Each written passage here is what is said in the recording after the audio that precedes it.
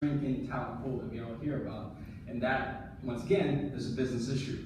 But it also gives you a team the competitive edge that it needs to actually be competitive in a global workforce.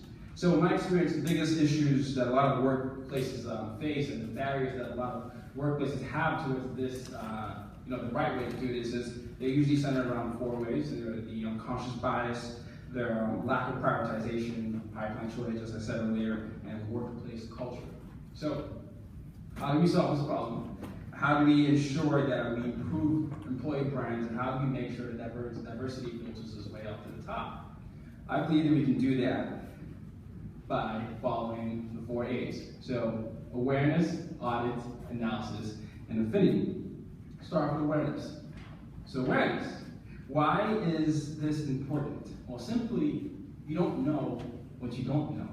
And in the workplace, this is where lack of self-awareness actually filters down into the hiring decisions you make, the business decisions you make as a leader, and that ultimately goes on to how your company becomes defined.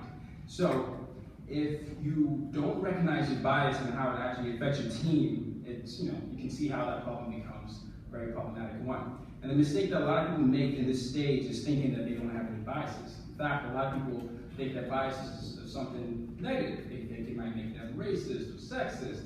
But near to break something to you, we all have biases. I mean, it's just human nature.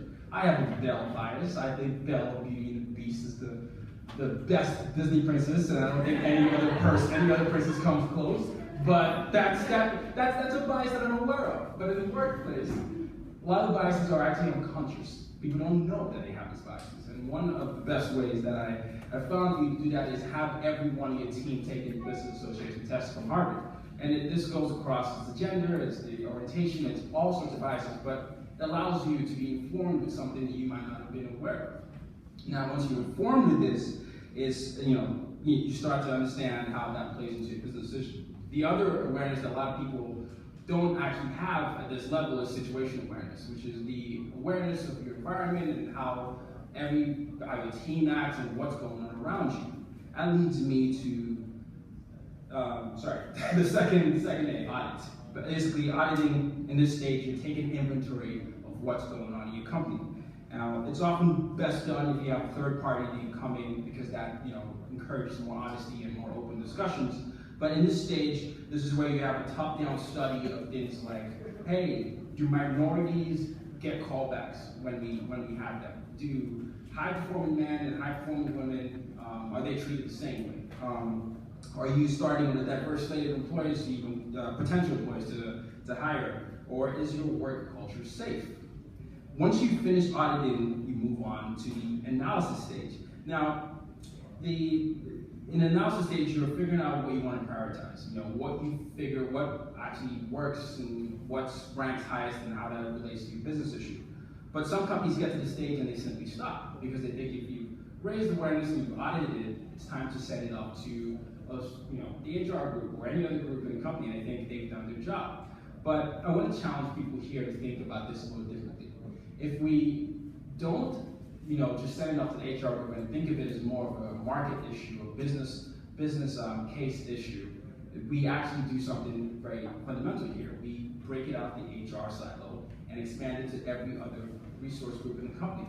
And the reason why this is important because it's an analysis from the top to the bottom, and the marketing team understands why that audit is important to their business goals. The sales team understands why that's important to business goals, and so does every accounting team and every other team in the company. Basically, you're treating your workplace as a lab, and at this point, you've identified your variables, which are the different genders, the different sets of people, and then you've come up with an hypothesis, and then you've collected your data, and now you're analyzing all these things.